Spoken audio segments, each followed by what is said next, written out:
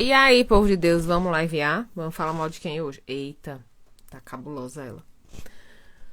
Vamos assuntar, vocês mandam um assuntinho, que vocês têm mania de gostar dos assuntinhos mais polêmicos, né? Já me mandaram a entrevista do podcast pra eu assistir, da tal da constelação, que ninguém sabia nada com nada. Já me mandaram tudo. Gente, eu não dou conta não. Cada um faz o seu Paranauê do jeito que sabe. Deixa eles têm força no destino deles, né? Já me perguntaram sim, deixa eu responder uma perguntinha, né? Uma menina me perguntou sobre o diagnóstico do autismo do filho dela aos 11 anos, né?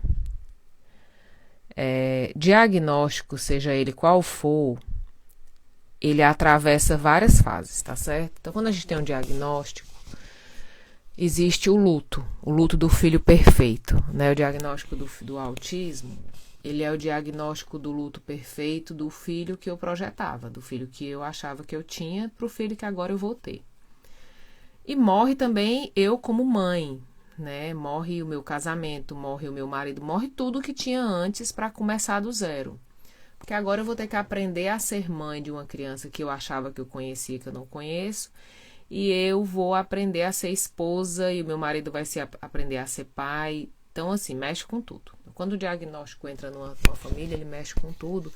Porque ele mexe no primeiro lugar, que são os meus medos e as minhas inseguranças. Quando você tem um filho com diagnóstico, só existe um medo, quando eu não estiver aqui, né? Quando eu não estiver aqui, como vai ser?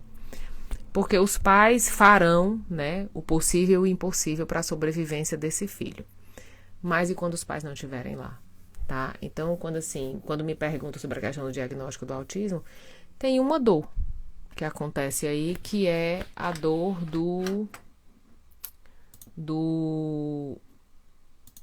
de quando eu não estiver aqui, o que vai acontecer.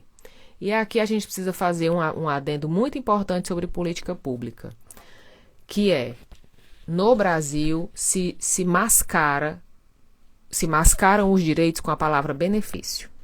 Então, assim, por exemplo, a minha filha no Brasil, ela não tem direito a nada, porque o salário que seria dado para o autista, ele é dito como um benefício. Então, o benefício eu dou para quem é beneficiado, para quem eu quiser. Direito não, direito é de todos, né? Então, a gente precisa converter essa história, mexer nesse negócio aí. Porque isso é uma manobra para o governo dizer, não, você não precisa. Como assim eu não preciso? Quer dizer que eu digo para quem eu vou dar ou não assistência?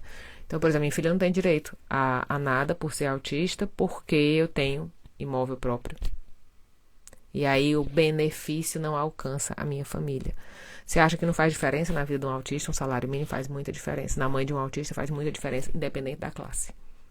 Faz diferença no tratamento, faz diferença no medicamento, faz diferença em tudo, tá? Faz diferença em muitos aspectos.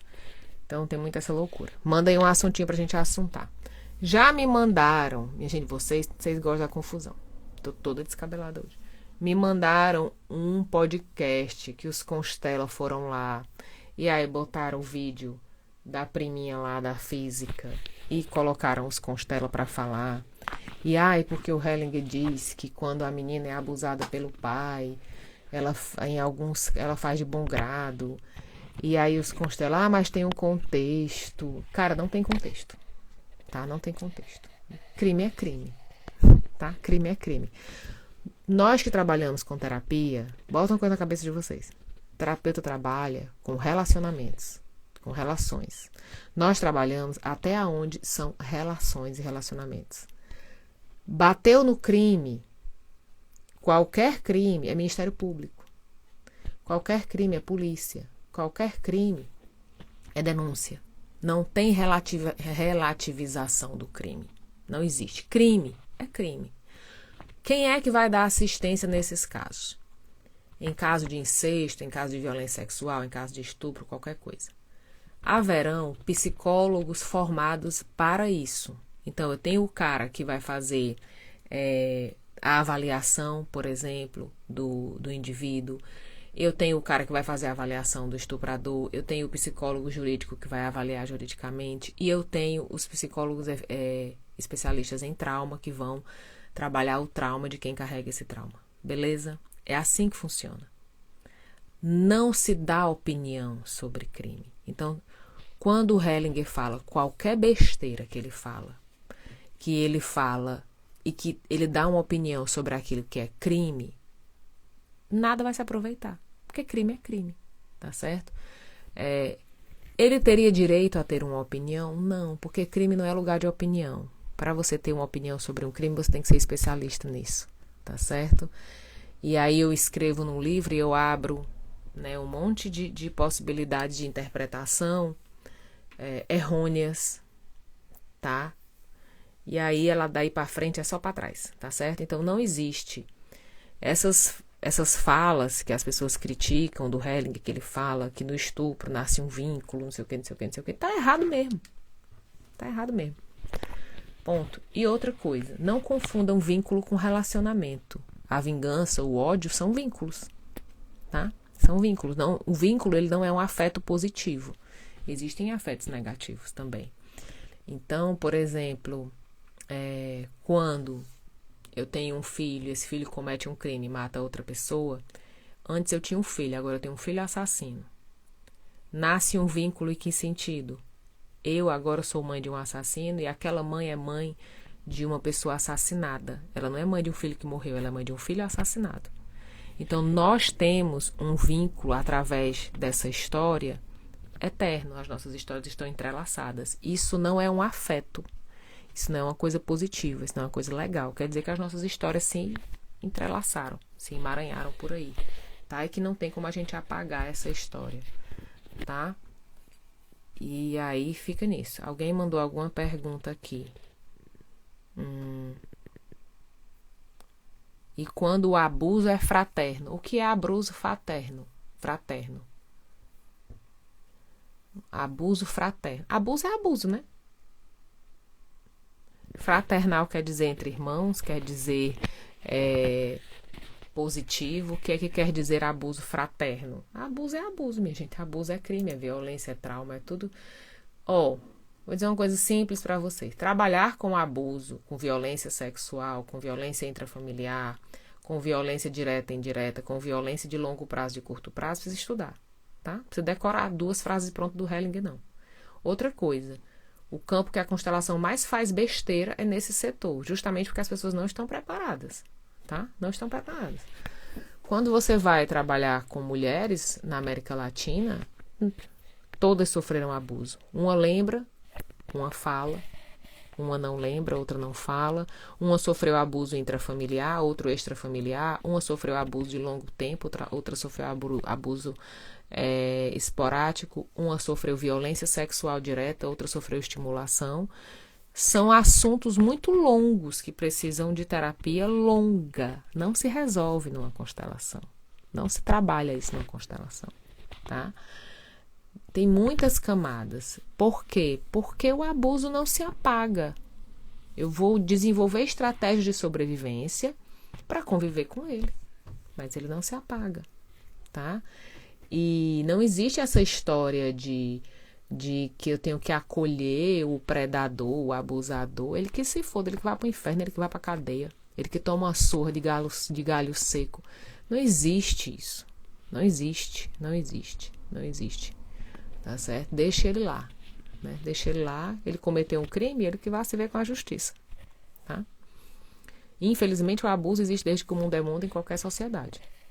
Desde que o mundo é mundo, aqui na Europa também tem. Na igreja, então, né? A história da igreja. Então, assim, né? Ai, pastor, quem viu o vídeo do Ai, pastor? A violência sexual, infelizmente, ela existe em qualquer lugar do mundo, tá? Mas, para você trabalhar com demandas específicas, você tem que ser especialista nisso. Não é para qualquer doido, não.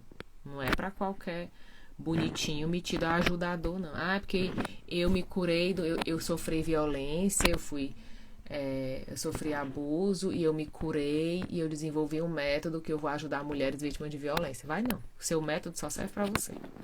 Porque o seu método, ele só tem uma referência. Ele é autorreferente. Ele é autorreferente, ele só serve para a sua história, ele não serve para ninguém. Então, não funciona. Você tem que ter arcabouço de possibilidades para trabalhar, tá? Então, várias técnicas podem ser utilizadas que vão ajudar. Eu já fiz curso, por exemplo, tem um cara no México que ele trabalha com hipnose com mulheres vítimas de violência, né?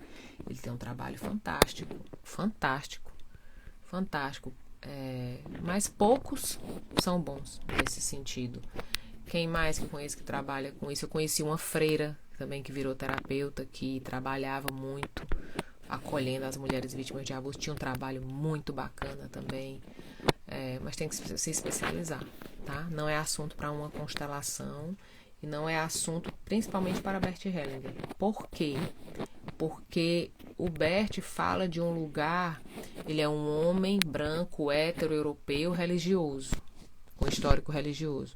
Então essa pessoa terá um viés muito fechado, um viés muito definido em cima daquilo que ele vai dizer, que não alcançará a nossa realidade, que não alcançará a realidade da América Latina, não alcançará as nossas vivências e violências, tá? Vai servir só para ele mesmo, como ideia dele mesmo, né? Manda aí um assuntinho pra gente assuntar. O que mais que eu ia dizer? Eu ia dizer alguma coisa e esqueci, ó. Esqueci. Por exemplo, vou contar uma história para vocês. Eu tenho uma amiga aqui na Europa que ela foi castrada pelo pai. Sim, sabe aquela história que a gente vê no National Geographic? Que as meninas na África têm o clítoris cortado, né? Por gilete e tal, quando elas têm, sei lá, 8, 9 anos de idade. Eu tenho uma amiga aqui que ela passou por isso. Ela teve o pai lá, cortou o negócio dela. Aí tu imagina, assim, que a gente ouvir essa história já é cabuloso. Tu imagina a gente dar de cara com alguém contando essa história, dizendo assim, eu vivi isso. O meu lado, mulher, construída num lugar de liberdade, num lugar de contestação, quero matar esse pai imediatamente, quero ir lá destruir o mundo, quero fazer uma confusão do mundo todo. Ao mesmo tempo eu tenho que segurar tudo isso e olhar para ela e acolher ela com a história dela. Porque ela me contava isso de uma maneira muito leve, que fazia parte, que ainda bem que foi o pai que fez para mim, senão eu não me casava. Se meu pai não fizesse isso, ele estava me amaldiçoando. E eu ali morrendo por dentro, morrendo, e escutando a história dela e tal. E eu, meu Deus do céu. Então, assim, as regras, as leis, os acordos de convivência, eles divergem muito. Se eu chego lá com a minha verdade absoluta, eu me torno um novo colonizador. Claro que quando a gente trata de violência, a gente precisa, sim, de uma ação internacional. Aí cabe a ONU, cabe um monte de coisa para ter uma adaptação. Não dá para eu chegar lá e desligar o botão e ligar outro, entende? Precisa toda uma adaptação e uma construção em cima disso. Assim como nós tivemos que construir a ideia do incesto, né? O incesto não era crime durante muito tempo. O incesto fazia parte do pacote, né? O incesto, ele se torna incesto numa determinada parte da história. Mas durante muito tempo não foi. Não era visto como incesto, fazia parte, né? Basta você criar qualquer animal, que se você criar um cachorrinho com um cachorrinho, ele tiver filhotinhos, depois eles estão coisando entre eles, né? Então o incesto, ele nasce como um acordo social no decorrer da história das famílias, mas antes não era. Então a gente vai crescendo, se adaptando, evoluindo, graças a Deus, e principalmente nessa questão da liberdade do corpo, né? Que o meu corpo é meu e não do outro, não pertence a outra pessoa. Essas adaptações vão passar justamente nessa história do meu corpo, né? Da questão do corpo como domínio meu e não do outro. Se você vê a história da humanidade toda, a escravidão, a questão da tortura, a questão da palmatória, a minha mãe apanhou de palmatória na escola, né? Então, ou seja, o corpo do outro é meu, de acordo com o meu processo. A minha mãe era canhota e escrevia com a mão direita, porque ela apanhou na escola para escrever com a mão direita, porque escrever com a mão esquerda era do diabo. E assim, não faz muito tempo isso, né? Não faz muito tempo isso. Ironicamente, a minha mãe ganhou um prêmio de literatura, ou seja, ela era uma excelente escritora, mas não podia escrever com a mão que nasceu, tinha que escrever com a mão que mandaram, né? E era açoitada por causa disso. Então é muito louco. Então, para a gente trabalhar com pessoas, com sistema, com cultura, a gente tem que estar preparado para essas nuances, essas adaptações. Manda aí um assuntinho pra gente assuntar. Eu gosto quando vocês mandam assuntinho. Assuntinho pra gente assuntar. Carregadíssimo essa live. Vocês ficam espalhando que eu falo mal do Bert, aí o povo fica aqui vindo atrás de eu falar mal de Bert. Não falo mal de Bert. Eu tenho simplesmente senso crítico para todo e qualquer autor, né? Para todo e qualquer autor. Eu adoro Freud, adoro. Tem coisa do Freud que eu digo, bicho, tu pisou na bola? Com certeza. Por quê? Porque tem a temporalidade entre o que se diz e o que se quer dizer e o tempo. E o que foi dito 30 anos atrás, 20 anos atrás, 50 anos atrás, né? Por quem foi dito? Qual é a história dessa pessoa para dizer isso, né? Qual é a base que essa pessoa tem para dizer isso? Então, a gente precisa cuidar. Ontem um caminhão bateu no seu carro? Tá com a lua em Gêmeos? Vá ver o livro. O Maturana fala disso, que um caminhão bateu no carro dele, no PDF que eu acabei de traduzir. O que o caminhoneiro fez? Quando a gente bate o carro, a gente tem uma ótima oportunidade de entender que todos somos iguais. Que se eu sou preto, se eu sou branco, se eu sou rico, se eu sou pobre, se eu sou bonito, se eu sou feio, estamos os dois com o dia parado e vamos esperar pelo seguro e comer a bronca em umas 2 semanas até o carro aparecer de novo. O acidente de carro, ele democratiza as nossas relações. Acidente leve, né? O acidente leve, ele nos traz para a realidade. Não um acidente grave. O acidente leve, ele nos mostra, assim, a nossa pressa do dia a dia, né? Todo o meu planejamento vai embora. Fico sem carro, vou esperar o carro reserva. Se tiver seguro, se não tiver, tô na merda. Então, né? Como vou parafrasear no Hellinger, não, a Virginia Satir, né? O que é que esse problema veio te dizer? Senta com ele para conversar. Né? Senta com ele para conversar. O que é que você precisava ver? Que, como diz o Maturana, para eu ver, eu preciso refletir. Para eu refletir, eu preciso parar. Para eu parar, eu preciso me parar. O outro não me para. Eu mesmo preciso decidir me parar para poder parar, para poder refletir, para poder fazer algo com isso. E a terceira pergunta que ele faz é: gosto do que eu estou fazendo? Eu gosto do que eu estou fazendo ou estou fazendo porque eu caí, né, no automático? Assuntinho, manda outro assuntinho pra gente assuntar. Perguntinhas. Pessoal que tá no Hablemos vai subir o PDF revisado, tá? Com as correções que não estava corrigido. Eu estou apaixonada pela Sati. Sati é uma princesa. Sabe que a Sati era uma mulher de quase 2 metros de altura, né? Era engraçado. Todo mundo se sentia muito criança perto dela, porque ela tinha 1,90 m e tanto. Ela era enorme. E ao mesmo tempo muito rápida, né? Muito. Quem teve no último seminário dela foi o Matias, né? Ela era muito. Tem um episódio que chegou um jovem na casa dela com uma faca na mão e quando ela abriu a porta ele disse: eu vim aqui matar você. Aí ela fez: nossa, você deve estar muito desesperado para estar fazendo isso. Aí abraçou ele e mandou ele entrar. Assim, não é para nós, não é para nossa época mais. Quando eu era nova, tinha 2 empregos. Vivia correndo e batendo o carro. Tive que sair da correria. Quem corre, corre de ou corre para, né? Corre de alguma coisa ou para alguma coisa. Quem é esse povo que vive na correria, geralmente corre de si mesmo. Corre da própria história. Porque se ele parar, como diz o Maturana, quando eu paro, eu vou refletir. Quando eu vou refletir, eu vou contestar. Então, se eu estiver ocupado, eu não tenho espaço para reflexão. E aí eu vivo correndo de um lado para o outro. E para eu não mostrar que isso é uma fuga, eu vou procurar uma correria útil. Geralmente a correria do trabalho, dos estudos, de muita coisa. Vou encontrar desculpas sociais úteis, né? Que geralmente se mascaram no trabalho, nos estudos. Queria saber um pouquinho sobre o papel dos filhos na família, sobre quando trocam de papéis. Depende do filho. Depende do papel. Quantos filhos tem nessa família? Quantos filhos tem nessa família? Quem trocou o quê? Quais são as permissões que esses filhos têm? Eles têm permissão de se diferenciarem, eles têm que ser iguais, eles são gêmeos, eles são mais de dois, porque se são mais de dois eles já montam um sistema, se eles são só dois, não, né?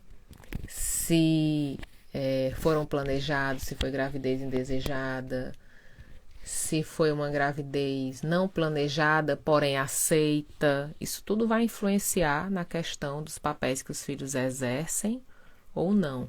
Não é só porque eu nasci caçula que eu nasci livre. Eu preciso saber se quando eu nasci havia liberdade no meu sistema para eu ser caçula. Ou se eu nasci caçula, porém nasci num lugar de muita responsabilidade e decisões, eu vou ser um caçula primeiro filho. Vou ser um caçula primogênito. Então depende. Essa é a nossa grande dor, né? A grande dor dos terapeutas e dos profissionais é traçar um mapa do ser humano. O ser humano tem um desejo único, o ser humano tem um desejo único de dominar o outro, de ter um mapa do outro. E aí ele quer ter sempre uma carta na manga, que ele tem que saber o que fazer, como fazer e quando fazer, quando o outro está na frente dele. E aí o Maturana volta e diz exatamente o contrário. Ele diz exatamente o contrário. Se você já está pronto, o outro não vem, ele não chega, não existe conversa. Porque você está falando sozinho, você está falando com seus conhecimentos, com as suas cartas, você está falando com os seus livros, você não está nem vendo o indivíduo na sua frente. Você está só esperando ele te dar uma palavra-chave para encaixar com o que você estudou, para você entregar para ele o que você já estava pronto. Não existe encontro, não existe relacionamento, né? Então, por isso, e esse é o grande desespero, né, das pessoas. Eu quero ter um mapa. Escute o outro que você terá. A gente não sabe. Papel invertido do mais velho com o mais novo. Eles estão vivos, eles estão bem? Deixa eles quietos. Todo comportamento é uma adaptação, é uma estratégia de sobrevivência. Nem tudo precisa ser consertado. Nem tudo é errado ou precisa ser consertado. Tá? Existe mulher conservadora e feminista ao mesmo tempo? Existe mulher, gente. Parem com esses títulos. Se você está aqui usando a internet, se você estuda, se você vai para a escola, se você vota, se você veste a roupa que você quer, se você tem filho quando você quer, do jeito que você quer, com o parto que você quer e quantos filhos, e se separa se você quiser, tudo isso são conquistas do movimento feminista. Sem o movimento feminista, eu não estaria aqui com esse microfone na mão, falando com você. Não teria nem acesso à internet, nem à educação que sai à internet. Então, todas nós hoje, se nos identificamos como feminista ou não, usufruímos do movimento feminista. Usufruímos das causas do movimento feminista. Todo movimento humano possui erros. Todo movimento humano possuirá falhas. Não existirá nenhum movimento 100% perfeito. Tá certo? Então, existem críticas ao movimento feminista, graças a Deus, que senão a gente tinha virado Deus. Assim como a questão do conservadorismo. O que eu quero conservar? O que é ser conservador? O que eu quero conservar? Né? Também haverão falhas, porque a definição de conservadorismo ou de feminismo vai mudar para cada um, vai mudar para cada contexto. O que eu quero conservar? Né? Eu quero conservar a família. Qual família? O que é um modelo de família para você? É um casamento que dura 50 anos e que o cara tem 4 famílias paralelas, mas que eles são família projeto de Deus, que eles têm, né, um casamento sólido? Oi? O que é família? Né? Porque a família também é uma construção social, também é uma construção cultural. O casamento é uma construção cultural, né? Que nessa construção eles enfiam a religião, né? Enfiam a religião porque eu não posso desagradar a Deus, já falei disso aqui. Então não é que eu tô querendo te controlar, é que Deus disse. Essa é a estratégia mais antiga do mundo, é controlar as massas através da religião. Pelo amor de Deus, gente. O povo vendia incumbência, tá? E tinha gente que comprava. Então, né? Então o que eu quero conservar? Né? Tá cheio de doido na internet hoje em dia, né? Ai, que se a minha mulher for parir e o médico for homem, ele não vai parir, porque um homem não vai ter acesso ao corpo da minha mulher. Volto lá para o começo. Todos os movimentos da humanidade, né, pós-moderna, eles vão passar pelo mesmo lugar. Se eu tenho direito ao meu próprio corpo e autonomia sobre o meu próprio corpo, ou se o meu corpo é de dominação de outra pessoa. É de dominação do Estado, é de dominação do meu parceiro, é de dominação das leis sociais, é a questão da dominação dos corpos. Seja de homem, seja de mulher casada, seja de mulher solteira. A dominação dos corpos, ela passa muito cedo. Por exemplo, eu tenho 2 filhas mulher, né? 2 filhas menina. Eu sempre comprei short para elas masculino. Porque essa dominação do corpo, ela me diz que a menina usa short curto. E com uma curvinha assim, mostrando a polpa da bunda. E o menino não, ele usa uma bermuda confortável.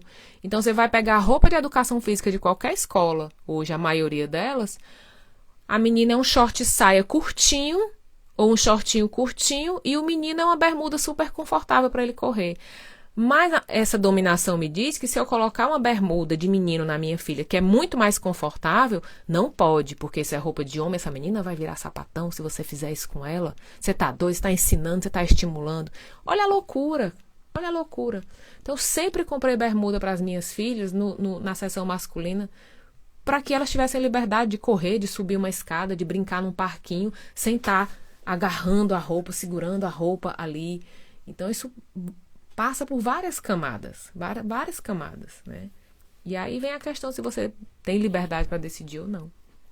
Quem me acompanha há mais tempo, quando eu vou comprar, eu mostro nos stories.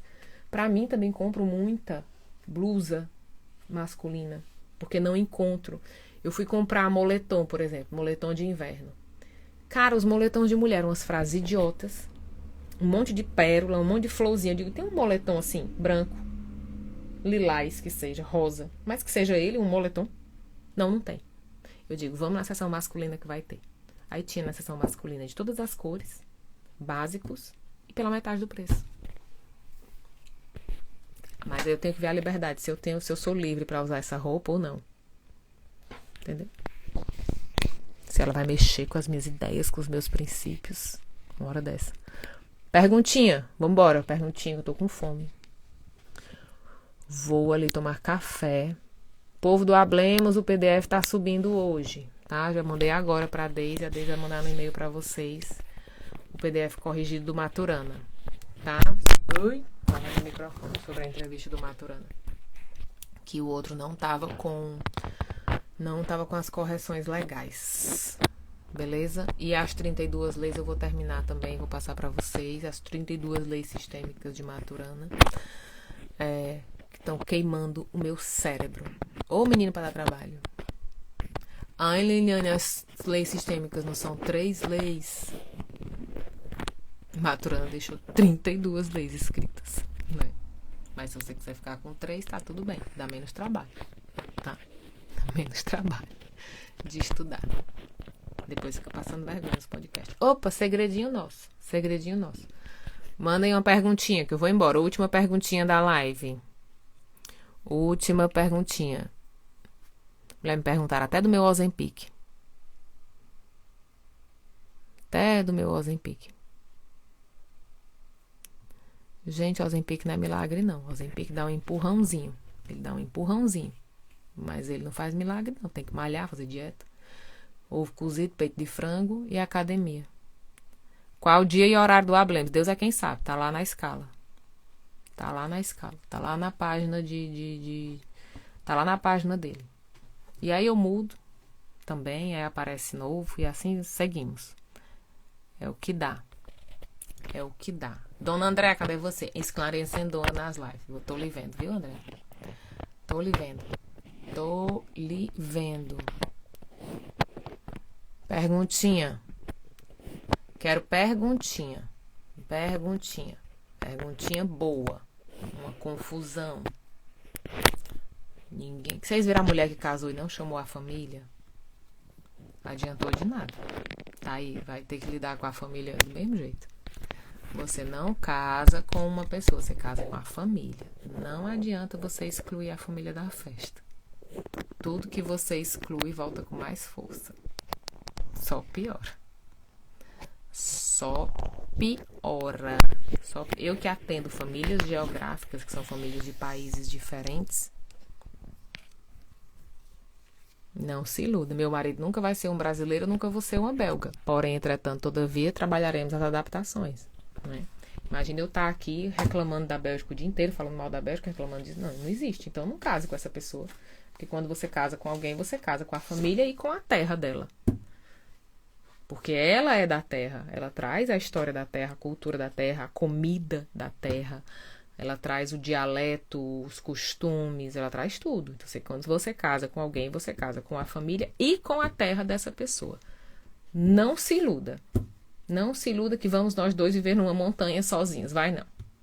Vai não, porque para onde eu vou, eu levo a minha terra. Eu levo a minha família junto. Tá? Todas as minhas decisões são pautadas pelos ensinamentos que eu tive na minha família de origem e na minha terra. Descobri que a minha mãe escreve bilhetes para ela como se fosse de outras pessoas. Fiquei preocupada. Pensei em incentivar uma psicóloga. Tem um probleminha? Tem. É da sua conta? Não. Tem marido ela? Primeiro responsável por ela é ela mesma. Depois, um companheiro da mesma idade. Escreva você um bilhetinho para ela. Tá? E ela não precisa mais que escrever bilhetes para ela mesma. A nossa primeira alternativa é sempre consertar o outro, né? Ela tá feliz com os bilhetinhos dela? Deixe ela. Deixe ela. Viúva, ela tem quantos anos? Passou de 80, deixa ela quieta. Passou de 80, deixa ela quieta. Ah, tá com 70 e tanto. Toma muito remédio. Tem uma saúde plena ou uma saúde mais complicada?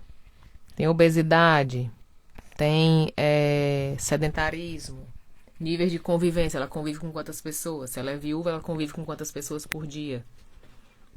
Vive sozinha, ela recebe visita, ela tem atividades extracurriculares, ela sai de casa, ela tem amigos, ela tem convívio. Tem várias coisas para serem avaliadas, tá certo? Várias coisas para serem avaliadas. Várias. Né? Desde quando o sintoma aparece, etc. Não, gente, não existe receita de bolo para problemas humanos. O ser humano é complexo. Não existe receita de bolo para o ser humano.